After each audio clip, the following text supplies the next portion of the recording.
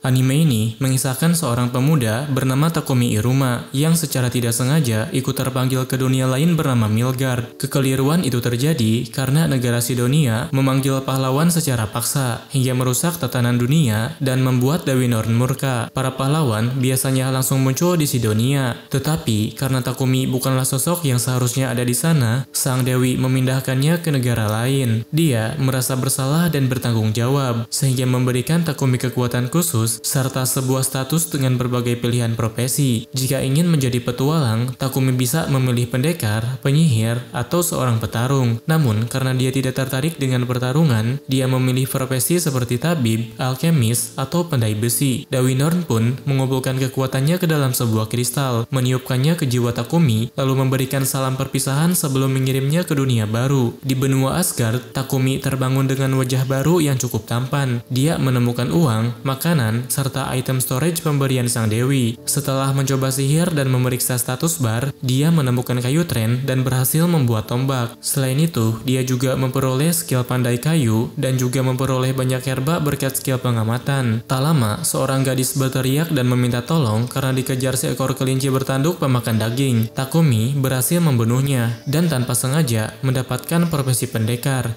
Gadis itu membawanya ke desa Bord, tempat keluarganya yang kemudian menawarkan Takumi untuk tinggal. Karena tidak ada penginapan, warga bahkan membangunkan rumah untuknya. Mereka kagum karena selain alkemis, Takumi juga bisa menggunakan sihir. Setelah rumahnya selesai, Takumi mengubah profesinya menjadi alkemis dan pandai besi. Dia juga belajar menempa dari Bobon, meningkatkan level alkemis dan pandai besinya. Takumi lalu belajar membuat potion. Saat membandingkan ramuan buatannya dengan milik Bangga, hasilnya ternyata berbeda. Potion miliknya memiliki energi sihir yang lebih pekat. Dia kemudian mencoba sihir pemulihan dengan cara ekstrim, yaitu dengan memakan tanaman beracun. Setelah selamat, dia memperoleh skill kabar racun. Namun, seekor babi hutan raksasa tiba-tiba menyerangnya, membuat senjatanya hancur dan sihirnya tidak mempan. Untungnya, ada seekor laba-laba beracun yang ikut melawan babi itu. Dalam keputusasaan, Takumi menggunakan sihir pembedahan dan berhasil mengalahkan sang raja babi hutan.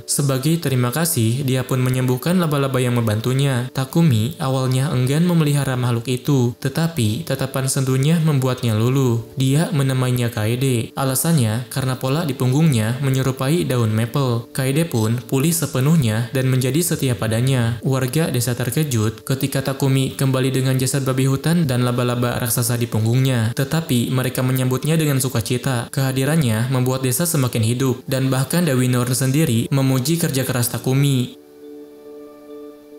Suatu hari, Takumi terbangun dari tidurnya dan mendapati dirinya tergulung benang laba-laba milik Kaede. Rupanya, Kaede melakukannya karena merasa tuannya terlalu sibuk dan jarang menemaninya bermain. Menyadari hal itu, Takumi memutuskan untuk mengambil libur demi menemani Kaede. Sang laba-laba sangat senang hingga membuat Martha yang melihatnya sempat salah paham. Dia mengira Takumi sedang dimangsa. Setelah dijelaskan, Martha baru tenang dan bahkan tertarik dengan kualitas benang Kaede. Dia berpikir benang itu bisa dijadikan sebagai sumber penghasilan. Namun, ketika Kaede mendapatkan pekerjaan membuat lebih banyak benang, dia justru menolak ajakan Takumi untuk bermain dengan alasan sibuk. Takumi kemudian pergi menemui Bobon untuk membuat perlengkapan pelindung tubuh. Di sana, Bangga datang dan mendengar rencana Takumi untuk berpergian. Dia menyarankan agar Takumi pergi ke Bolton, kota besar yang kaya akan material dan memiliki banyak peluang. Bobon menambahkan bahwa pekan depan akan ada pedagang Bolton yang datang, sehingga Takumi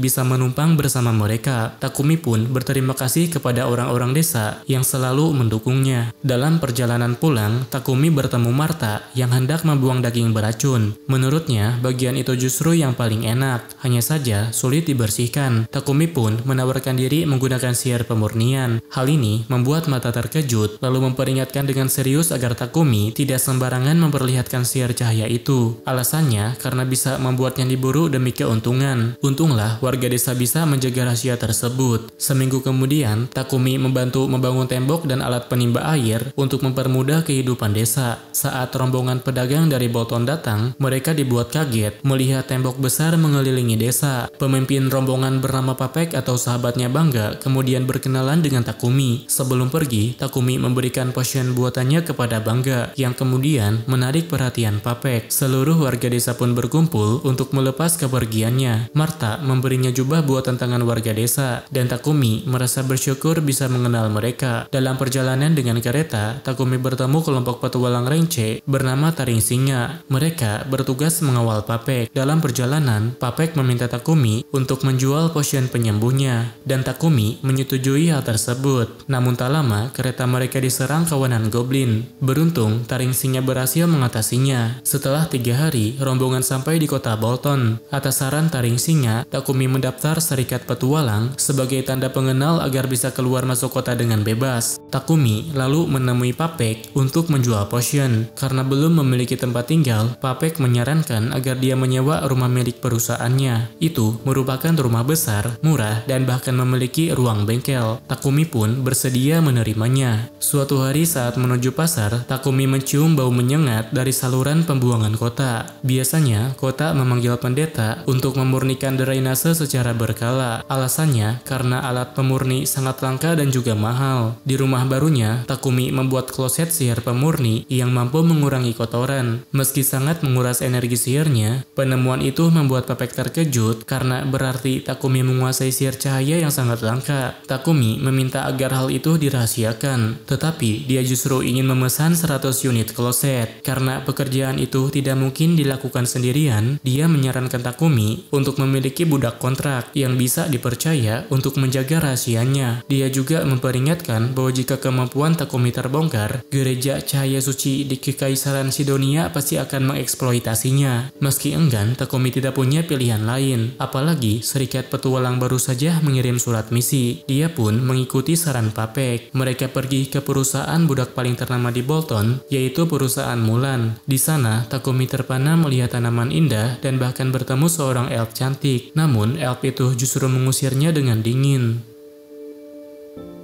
Takumi kemudian dipanggil ke ruang kantor perusahaan budak milik seorang wanita dewasa bernama Mulan. Karena Takumi tampak kurang nyaman dengan konsep perbudakan, Mulan menjelaskan bahwa dalam kontrak budak terdapat hak-hak yang wajib dipenuhi majikan, yaitu makan, tempat tinggal, dan juga pakaian. Kedua belah pihak dilarang saling membahayakan nyawa. Budak tidak boleh dipaksa melakukan hal di luar kontrak, serta dilarang membocorkan rahasia majikan. Setelah mendengar penjelasan itu, Mulan menanyakan kebutuhan Takumi. Dia menjawab bahwa dirinya hanya fokus pada swakarya, namun belakangan ini kewalahan karena harus menjalani misi sekaligus mengurus rumah. Dia berharap ada seseorang yang bisa melindungi dirinya saat bertugas dan juga mengurus pekerjaan rumah tangga. Tak lama, seorang gadis bernama Maria diperkenalkan. Dia pernah diculik bandit ketika kecil dan kini tidak memiliki keluarga. Maria pandai membaca, menulis, menghitung, serta mengurus rumah. Takumi dengan jujur menjelaskan betapa beratnya pekerjaan rumah yang harus dilakukan. Dia merasa gadis imut seperti Maria tidak pantas menanggung beban seperti itu. Maria tersipu malu dan salah paham, bahkan bertanya apakah dia juga harus menemaninya tidur. Takumi yang salah tingkah buru-buru menjawab bahwa hal itu tidak perlu. Akhirnya mereka pun mencapai kesepakatan. Mulan kemudian menambahkan bahwa saat ini dia tidak memiliki budak petarung sesuai kebutuhan Takumi. Namun Maria menyalahnya, mengingatkan bahwa masih ada Sophia. Mulan sempat menyembunyikannya, tapi Takumi penasaran dan ingin bertemu dengannya. Sophia adalah seorang elf yang bangsanya hancur 50 tahun lalu. Dia kehilangan telinga kiri, tangan, kaki kirinya cacat, dan elemental khas elfnya sudah tersegel. Meski begitu, Takumi bersikeras ingin berbicara dengannya. Ketika bertemu, Takumi dengan lembut menyentuh pipi Sophia. Hal itu memungkinkan dirinya untuk mengintip statusnya. Dia terkejut menemukan bahwa level Sophia sebenarnya sangat tinggi. Dia yakin bisa menyembuhkan kutukannya, dan jika berhasil, Sophia akan kembali menjadi sosok yang sangat kuat. Melihat tekad Takumi, Mulan pun tertawa lega dan akhirnya menyerahkan Sophia kepadanya. Kontrak dibuat dengan Mulan sendiri sebagai penyihir pengikatnya. Setelah itu, Sophia dan Maria mandi bersama. Namun, Sophia masih curiga karena kontrak Takumi memiliki bagian kosong. Di sana tidak ada keterangan pangkat, tempat lahir, atau asal keluarga. Dia merasa Takumi menyembunyikan sesuatu yang besar. Tetapi saat makan malam, Takumi sengaja duduk bersama mereka mereka tanpa membedakan status. Hal ini membuat kepercayaan mereka pada Takumi meningkat. Beberapa hari kemudian, Takumi pergi ke rumah Papek untuk membeli sesuatu. Di jalan, dia menemukan sebuah gereja yang ternyata memuja Dewi Norn. Dia pun masuk, berdoa, dan mengucapkan rasa syukur. Namun, di saat yang sama, Takumi merasa bingung karena Dewi Norn sendiri menghujat Shinodia. Padahal, kekaisaran Shinodia menguasai agama dunia ini. Kebingungan itu dijawab langsung oleh sang dewi. Dia menjelaskan bahwa dunia ini memiliki dua agama, yaitu gereja pencipta yang menyembahnya dan gereja cahaya suci yang sebenarnya tidak memiliki dewa. Gereja cahaya suci berulang kali berusaha menghancurkan gereja pencipta dengan cara-cara keras. Norn menegaskan bahwa dia tidak mencampuri urusan manusia, dan akibat kelalaiannya, Shinodia berhasil memakai sihir pemanggilan hingga menyeret Takumi ke dunia ini. Anugerah yang diberikan padanya lambat laun akan pudar, dan orang-orang jahat akan mulai mendekatinya. Jalan hidupnya akan sangat sulit, namun pilihan untuk menjadi kuat tetap ada di tangannya. Kembali ke kediaman Takumi, dia baru saja pulang membawa bungkusan besar berlapis kertas sihir. Sophie yang curiga diam-diam mengintip pekerjaannya. Takumi rupanya sedang bereksperimen dengan melukai dirinya, lalu menyembuhkan lukanya kembali. Dia bahkan sempat bergumam menyalahkan Maria, membuat Sophia mencoba menyerangnya agar dia mau bicara. Namun, Sophia justru kelelahan karena kutukannya,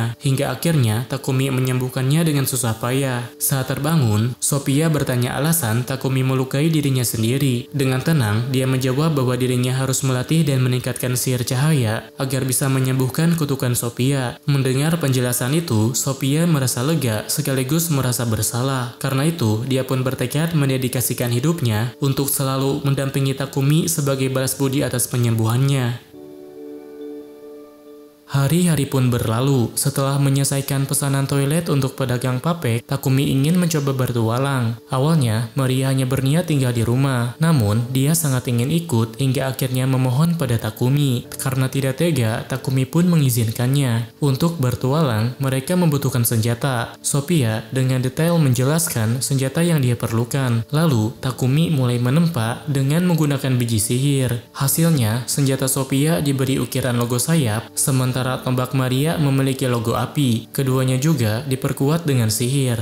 Takumi bahkan sempat ingin membuat belati yang bisa disimpan di paha seorang maid. Namun, dia justru tersipu sendiri saat membayangkannya. Dia juga berniat membuatkan jirah dan pakaian untuk mereka. Tetapi, karena terlalu malu untuk mengukur tubuh mereka secara langsung, dia menggunakan boneka tiruan dengan ukuran yang sama. Beberapa hari kemudian, pakaian mereka selesai dibuat. Takumi merasa sangat puas karena hasilnya sesuai selera. Bahkan, belati di paha Maria terlihat sangat cocok untuknya. Dia juga memberikan cincin khusus sebagai media pelepasan energi sihir. Setelah semua persiapan selesai, mereka bertiga mendaftarkan diri ke Serikat Petualang untuk mengambil misi. Namun, sekelompok pria berpenampilan preman datang menggoda Maria dan Sophia sambil meremehkan Takumi. Mereka adalah petualang Rengde, sementara Takumi masih dianggap lemah. Meski dalam hati takut, Takumi maju menghadapi mereka. Dia balik meremehkan mereka dengan menyebut bahwa mereka tidak sebanding dengan taring singa. Preman itu mencoba memukulnya, tapi justru terluka sendiri karena Takumi melapisi tubuhnya dengan sihir pengerasan hingga sekeras berlian. Keributan itu dihentikan oleh ketua serikat. Dia meminta penjelasan pada Takumi. Setelah mendengar kesaksian resepsionis dan penjelasan langsung, ketua serikat yang bernama Barak itu pun mulai mengerti. Resepsionis yang bernama Hans memiliki kemampuan mendeteksi sihir, sehingga dia menyarankan agar rank Takumi dinaikkan. Dia juga memberikan misi khusus agar seluruh parti Takumi bisa naik level bersama. Hans memberikan 3 misi, yaitu memburu goblin, memburu kobold, serta mengumpulkan tanaman maril. Dengan bantuan Kaede sebagai pengintai, mereka menemukan gerombolan goblin bersembunyi di balik semak-semak. Takumi merasa aneh dengan jumlah goblin yang begitu banyak. Sophia menjelaskan bahwa hal itu terjadi karena adanya jenderal goblin yang mendirikan perkemahan. Biasanya butuh 5 parti rank D untuk mengalahkan mereka, tetapi Sophia menyusun menyusun strategi, yaitu mengumpulkan sihir mereka bertiga untuk melakukan serangan luas dan mengurangi jumlah musuh lebih dulu. Rencana itu berhasil. Mereka menaklukkan perkemahan goblin. Namun setelah kembali, ketua barak memarahi mereka habis-habisan karena tindakan gegabah itu bisa mengancam nyawa mereka. Saat suasana tegang, Kaede tiba-tiba keluar dari ruang dimensi setelah berevolusi, membuat semua orang terdiam sehingga barak akhirnya menyerah dan memilih menaikkan rank mereka sekaligus memberikan hadiah. Setelah urusan di serikat selesai, Papek kemudian datang membawakan pesan dari Marquis Godwin. Marquis itu menyampaikan rasa terima kasih karena berkat Takumi, sanitasi kota semakin membaik dan wabah penyakit bisa dicegah. Selain itu, Takumi juga berhasil memusnahkan perkemahan goblin yang bahkan dilewati para kesatria. Karena itu, Marquis Godwin merasa berutang budi pada Takumi. Dia juga memperingatkan agar Takumi tetap waspada, sebab cepat atau lambat, Kekaisaran Sidonia akan mulai bergerak.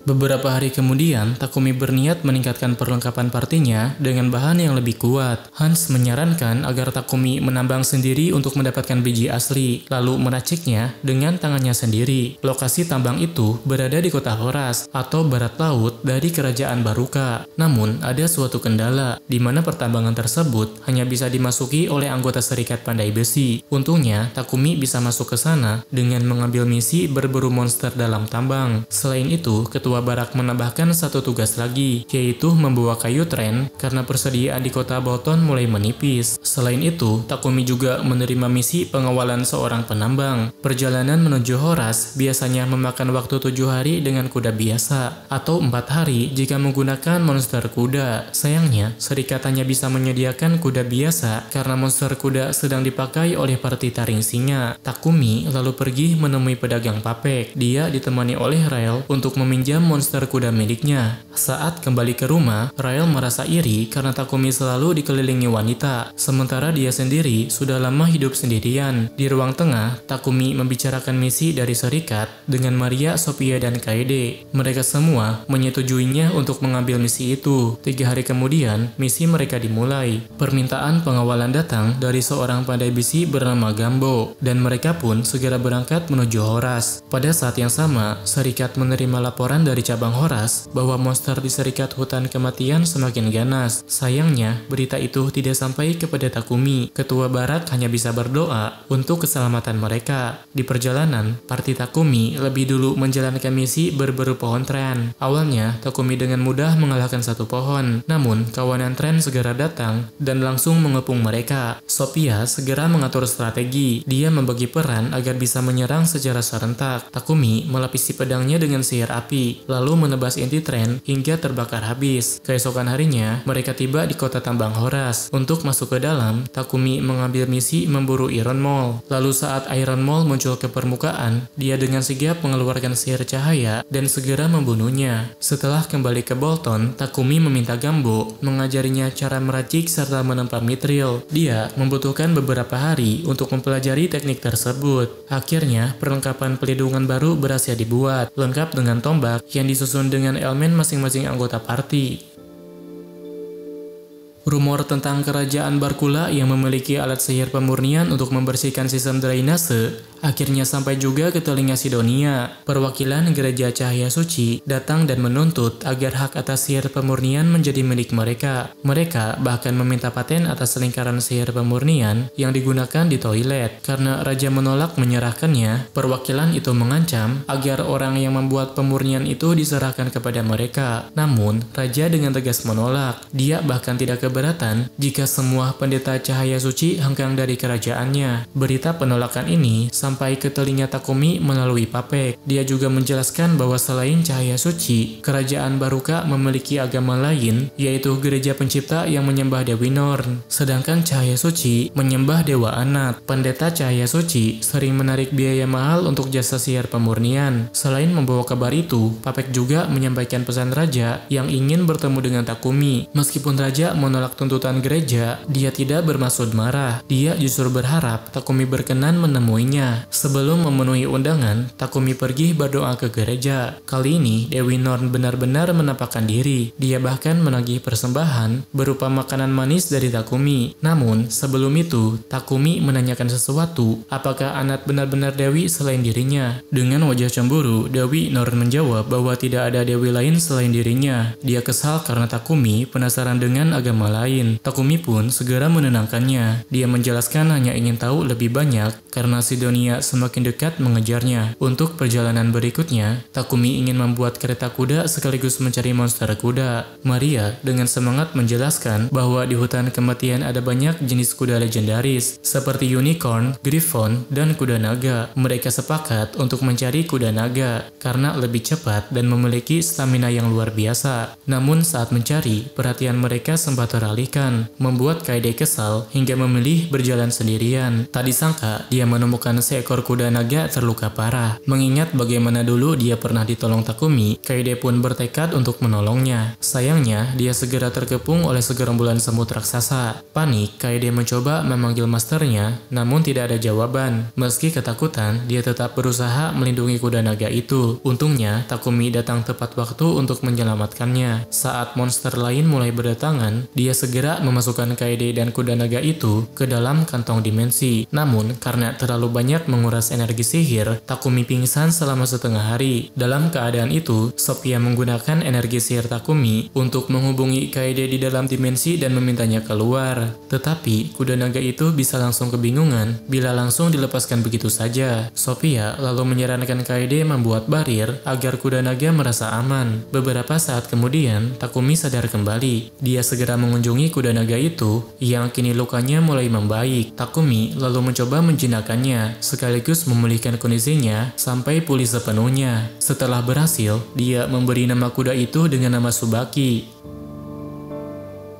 Takumi kembali sibuk seperti biasanya. Melihatnya terus bekerja tanpa henti, Maria dan Sophia mulai khawatir akan kesehatannya. Takumi bahkan langsung pergi ke serikat sejak pagi untuk mendaftarkan Tsubaki. Sementara itu, Sophia sempat berpikir untuk mencari orang tambahan yang paham alkimia agar bisa membantu Takumi. Sayangnya, di perusahaan Mulan belum ada budak yang cocok untuk saat ini. Kereta buatan Takumi akhirnya selesai. Semua orang terkejut melihat bagian dalamnya yang begitu luas dan juga mewah. Takumi sengaja menambahkan sihir ekspansi ruang, sehingga meskipun melaju dengan kecepatan penuh, hampir tak terasa guncangan dari dalam kereta. Seminggu kemudian, mereka berangkat menuju Balikatos, ibu kota kerajaan Baruka. Seperti biasa, Papek terlihat bersemangat setiap kali Takumi membuat sesuatu. Bahkan, Marquis Godwin rela bayar mahal hanya untuk memiliki kereta kuda tersebut. Sesampainya di istana, Papek meminta Takumi membuatkan kereta serupa untuk dirinya. Baginya, ini cara tercepat memperkenalkan bakat Takumi kepada raja. Takumi memperkirakan butuh 5 hari untuk menyelesaikan satu kereta lagi. Selain itu, dia juga membutuhkan lahan yang cukup luas. Papek pun bersedia membantu menyediakan tempatnya. Takumi kemudian memberitahu Maria dan Sophia bahwa dia akan membuat kereta kuda itu di tanah milik perusahaan Palum.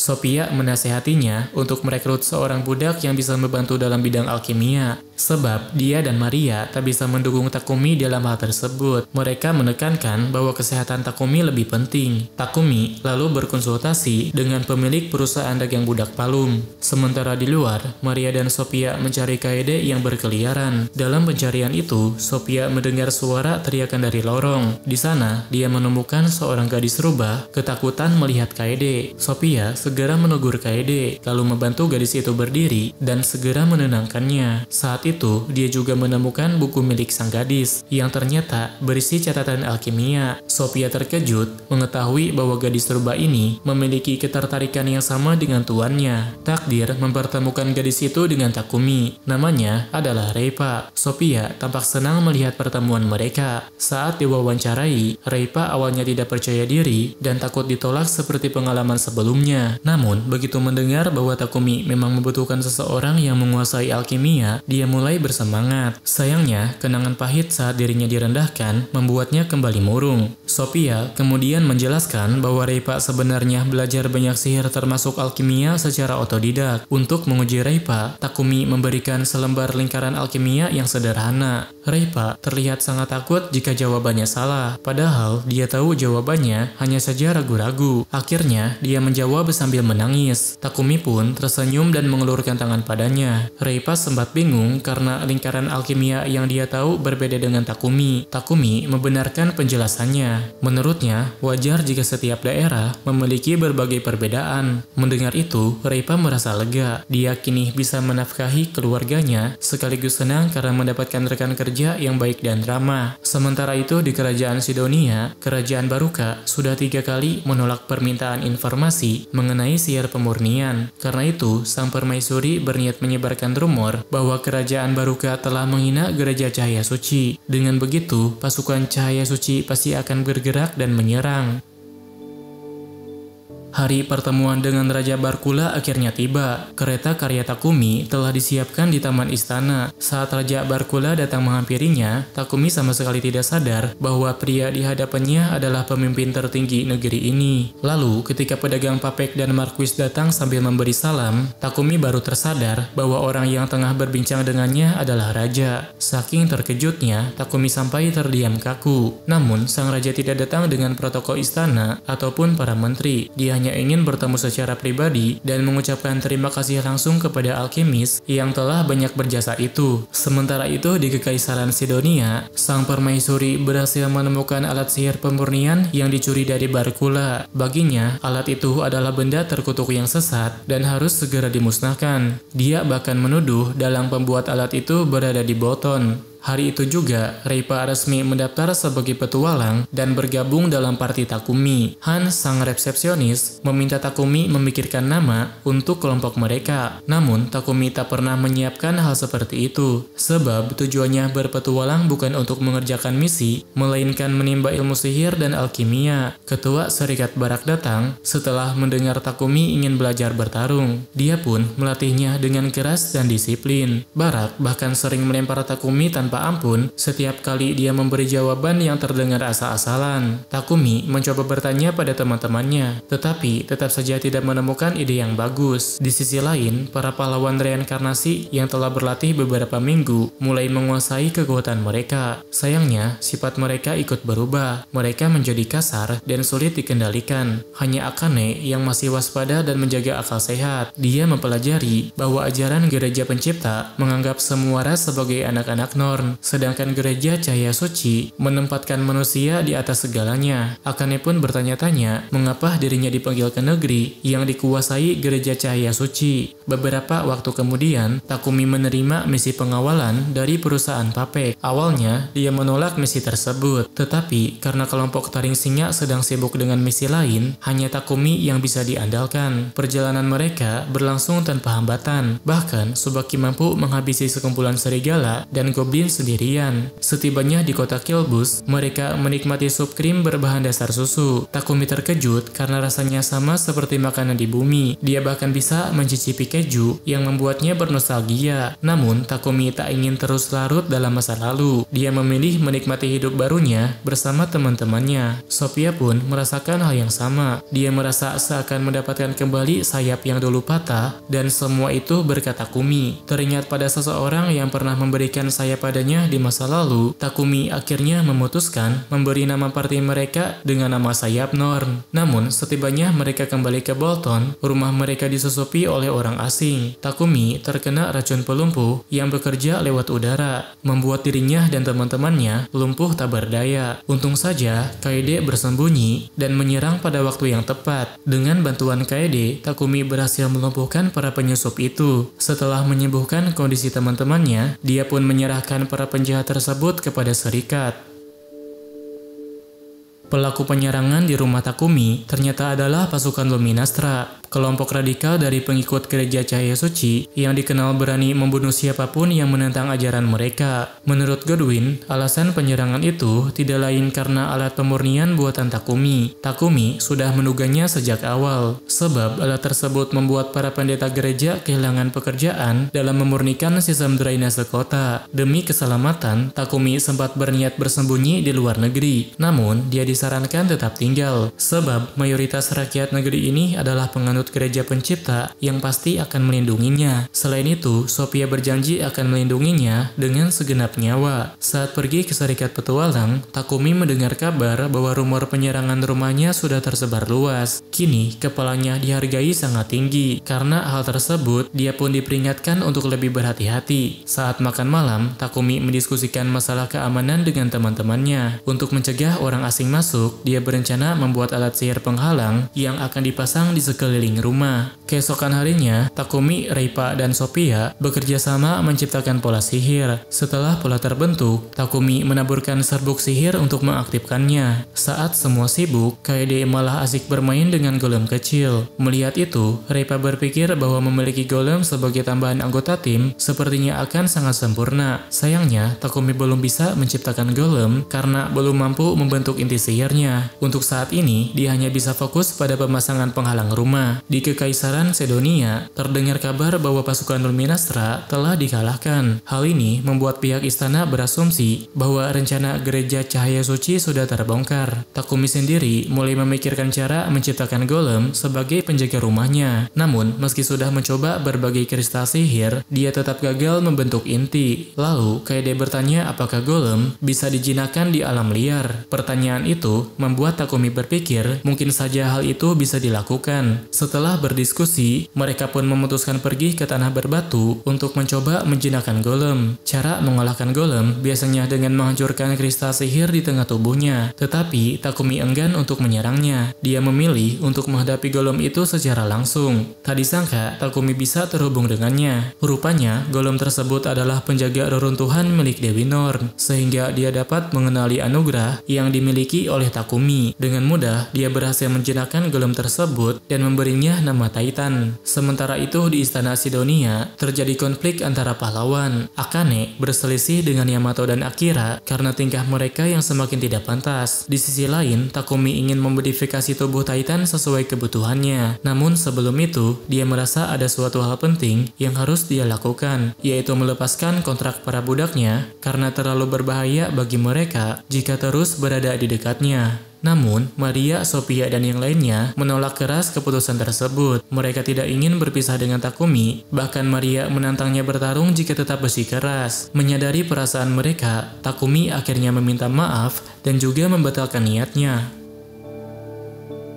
Di kastil, Godwin menerima laporan bahwa lebih dari 1000 penduduk terusir dari desa akibat ulah seorang bangsawan. Godwin menegaskan bahwa mereka tak boleh mengabaikan rakyat yang kehilangan tempat tinggal. Sebagai solusi, dia menunjuk sebuah wilayah tak berpenghuni untuk dijadikan tempat pengungsian meski daerah itu penuh dengan monster. Sementara itu, Takumi bersama para budaknya memutuskan untuk menantang sebuah dungeon. Mereka memilih dungeon rank A yang dikenal sebagai Raja Hutan Monster. Itu merupakan dungeon tersulit kedua setelah dungeon legendaris. Monster di dalamnya jauh lebih banyak dan lebih kuat dibanding di luar. Walau hutannya lebat, Kaede mampu melacak musuh dan membantu rekan-rekannya dalam bertarung. Berkat Titan yang mampu menahan setiap serangan, mereka juga bisa menaklukkan bos di setiap lantai dengan waktu yang cepat. Setelah seharian penuh menjelajah dungeon, mereka akhirnya tiba di lantai terakhir. Namun, sebelum mencapai bos, mereka terkena jebakan batu raksasa yang menggelinding ke arah mereka. Setelah lolos, mereka sampai di sebuah ruangan besar, tempat munculnya monster raksasa yang diduga bos terakhir. Takumi segera mengatur strategi. Kaede dan Titan menahan gerakan ekornya. Sophia menyerang dengan tombak, sementara Takumi dan yang lainnya melancarkan serangan sihir gabungan. Pertempuran sengit itu berakhir dengan kemenangan mereka. Tak lama setelah kembali, Takumi menerima undangan dari Godwin untuk datang ke kastil. Di sana, Godwin meminta bantuannya membangun sebuah desa di wilayah tak berpenghuni. Meski Takumi tahu bahwa tempat itu penuh dengan monster, dia tertarik untuk membantunya karena di sana ada tambang adamantium dan mitril yang belum tersentuh. Dengan bantuan para budaknya, Takumi mulai mendirikan desa tersebut. Mereka mulai dari pembangunan jalan, benteng berparit,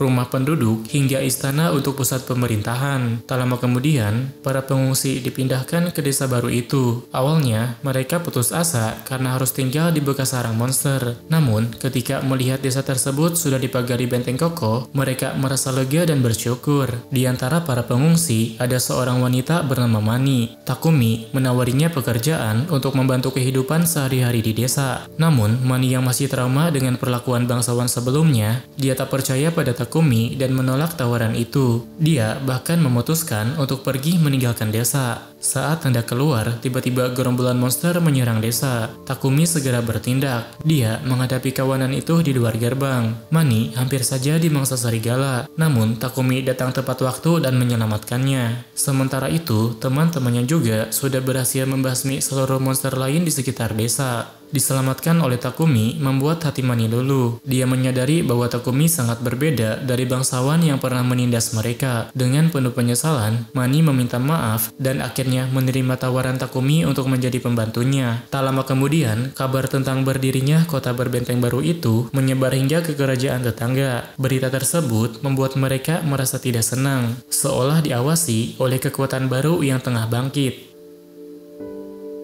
Dewi Norn menatap lingkaran sihir yang memperlihatkan para pahlawan di Sidonia. Dalam waktu 3 bulan saja, mereka sudah mencapai kekuatan setara dengan petualang tingkat A. Namun, raut wajah mereka sama sekali tidak mencerminkan seorang pahlawan. Sedangkan Akane hanya bisa berperan sesuai skenario, mengikuti permainan mereka dengan hati yang berat. Sementara itu, desa yang didirikan Takumi resmi diberi nama Whitgifford oleh wali kota. Warga desa bergotong royong membangun rumah dan bercocok tanam, sementara parti Takumi menghabisi monster di luar tembok. Suatu hari, Kaede menemukan jenis monster yang belum pernah dia lihat sebelumnya. Sophia menyimpulkan bahwa belakangan ini kemunculan monster semakin meningkat. Kemungkinan besar akibat distorsi energi sihir yang terjadi 3 bulan lalu. Takumi menduga hal itu berkaitan dengan sihir pemanggilan pahlawan. Benar saja, Sidonia telah mengumumkan para pahlawan mereka. Takumi tahu kebenaran kelam di balik sihir pemanggilan itu adalah sebuah sihir terlarang.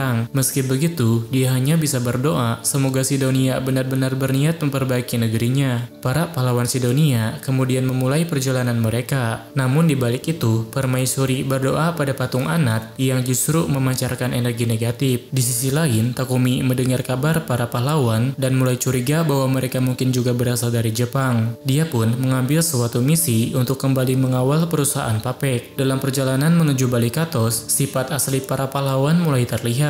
Akira dan Yamato bertingkah sangat arogan, bahkan terang-terangan menginginkan budak elf untuk memuaskan nafsu mereka. Akane di dalam hatinya merasa muak dan hanya bisa berharap bahwa di Balikatos dia bisa menemukan jalan keluar. Setelah tiba di Serikat Petualang, mereka membuat keributan dengan siapa saja yang berani menghalangi jalan mereka. Ketika melihat Sophia dan Mani, Akira dengan sombong meminta Takumi untuk menjual mereka padanya. Takumi menolak mentah-mentah. Bahkan Sophia dan Mani pun jelas menolak ikut meski mereka tahu Akira dan Yamato adalah pahlawan. Karena marah, keduanya menyerang Takumi, tapi kalah telak karena terlalu meremehkannya. Para petualang yang menyaksikan kejadian itu berpihak pada Takumi, membuat parti pahlawan semakin dipandang buruk. Mereka pun pergi sambil mengancam Takumi karena dianggap menentang gereja suci. Sebelum pergi, Akane meminta maaf kepada Takumi dan segera memperkenalkan dirinya. Dari percakapan mereka, Akane menyadari bahwa Takumi juga berasal dari Jepang. Namun, Takumi memilih untuk menutup mulut dan memberitahu tempat dia menginap jika Akane ingin datang. Malam harinya, Akane diam-diam pergi menemui Takumi. Di sana, dia bertanya apakah Takumi juga orang Jepang yang direinkarnasi. Awalnya, Takumi mewaspadainya, tetapi setelah tahu Akane berada di pihak yang sama, dia tidak keberatan menceritakan segalanya. Parti Takumi sempat bingung, namun Takumi menjelaskan bahwa kehadirannya di dunia ini merupakan akibat dari kesalahan sihir terlarang pemanggilan pahlawan Sidonia. Akane Akane kemudian mengungkapkan bahwa awalnya Akira dan Yamato tidak jahat. Perlahan, sikap mereka berubah setelah mengonsumsi makanan yang disediakan Sidonia. Dia sendiri bisa selamat dari pengaruh itu karena selalu menggunakan sihir pemurnian pada makanan dan minumannya. Sementara itu, Akira dan Yamato tidak pernah melatih sihir cahaya sehingga mereka mudah dicuci otaknya. Akane pun memohon kepada Takumi agar menyelamatkan dirinya dan Lulu. Takumi akhirnya setuju untuk membawa mereka ke Bolton. Setibanya di tempat tujuan, Takumi memutus kontrak budak pada anggota partinya. Awalnya mereka menentang, namun Takumi menjelaskan bahwa dia sudah menganggap mereka sebagai keluarga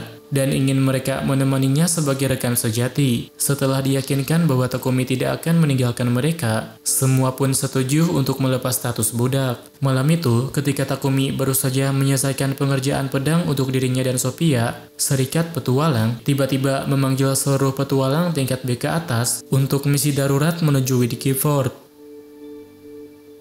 Takumi mendengar kabar bahwa segerombolan monster menyerang Whitgifford. Sayangnya, hanya ada 3 parti petualang yang tersedia, yaitu Taring Singa, Sayap Norn, dan Mawa Krismon karena parti lainnya sedang menjalankan misi di tempat lain. Di luar benteng, keadaan kacau balau. Di sana muncul monster bersayap yang belum pernah mereka lihat sebelumnya. Para petualang segera mengatur posisi, menyusun formasi, lalu melancarkan serangan terkoordinasi untuk menahan gerombolan monster. Prajurit pun menaikkan gerbang agar mereka bisa masuk. Setelah situasi terkendali, warga yang ketakutan langsung mengerumuni Takumi dengan rasa lega. Namun, ketika pertempuran berbalik menguntungkan pihak petualang, gerombolan monster itu tiba-tiba mundur serentak. Mereka bergerak seolah ada yang mengendalikan mereka. Takumi menduga fenomena ini berkaitan dengan distorsi sihir akibat pemanggilan pahlawan Sidonia yang mungkin memicu evolusi monster. Sementara itu di Sidonia, ayah sang permaisuri tersenyum puas mendengar kabar serangan monster tersebut. Dia bahkan berharap gelombang monster berikutnya menyerang Barkula. Di Whitgifford, situasi kembali genting. Kaede melaporkan bahwa monster dari hutan semakin mendekat, sehingga para petualang segera bersatu dan harus kembali bertempur. Pertarungan itu berlangsung dengan sengit, hingga pada akhirnya para monster mundur lagi. Namun, dari dalam hutan muncullah seekor naga raksasa yang memakan kawanan monster lalu berevolusi. Monster itu menyerang Sophia yang berada jauh di garis depan. Takumi berhasil menyelamatkannya tepat waktu. Maria dan anggota party lain pun segera maju membantu. Takumi lalu memanggil sihir petir, lalu menyatukannya dengan tornado milik Sophia. Dalam kondisi kritis, Sophia menyerahkan pedang Amaterasu miliknya kepada Takumi. Dengan senjata itu, Takumi berhasil menebas sayap naga, lalu mengerahkan seluruh kekuatan sihirnya ke dalam pedang Tsukuyomi. Setelah pertarungan berakhir, Takumi segera mengobati Sophia. Dia marah besar karena Sophia nekat mengorbankan dirinya, padahal nyawanya sangat berharga bagi Takumi. Namun, karena menguras banyak energi sihir, Takumi akhirnya pingsan. Di tempat lain, kerajaan Samandor jatuh dalam kekacauan. Hal itu disebabkan oleh 2 pahlawan Sidonia yang membantai rakyat tanpa ampun. Sekembalinya ke Bolton, Takumi mengajak Sophia untuk berbicara. Dia meminta maaf karena sudah memarahinya, tapi juga menegaskan bahwa dirinya tidak ingin Sophia mengorbankan nyawa. Dia hanya ingin Sophia tetap hidup di sisinya sebagai rekan yang saling percaya dan melindungi. Keesokan harinya, Takumi menemui Marquis Godwin untuk meminta izin agar Akane dan Lulu bisa tinggal bersamanya. Marquis tentu saja menyetujuinya. Namun, dia juga memberi kabar mengenai kekejaman para pahlawan Sidonia yang membantai warga Samandor. Mendengar itu, Akane merasa bersalah karena tak mampu menghentikan mereka. Meski begitu, dia bertekad bahwa bila saatnya bertemu kembali, dia tidak akan melarikan diri lagi. Takumi kemudian berdoa agar bisa bertemu dengan Dewi Norn. Dia bertanya apakah kedatangannya yang 1 tahun lebih awal ke dunia ini memiliki alasan tertentu, karena tampaknya Sidonia dan para pahlawan kini mulai mengganggu hidupnya. Dewi Norn tidak memberikan petunjuk. Dia hanya menjawab bahwa semua itu tergantung pada pilihan Takumi sendiri. Takumi berjanji akan melindungi semua yang berharga baginya di dunia ini. Dia tersenyum, merasa bahagia karena bisa menjalani kehidupan yang penuh makna.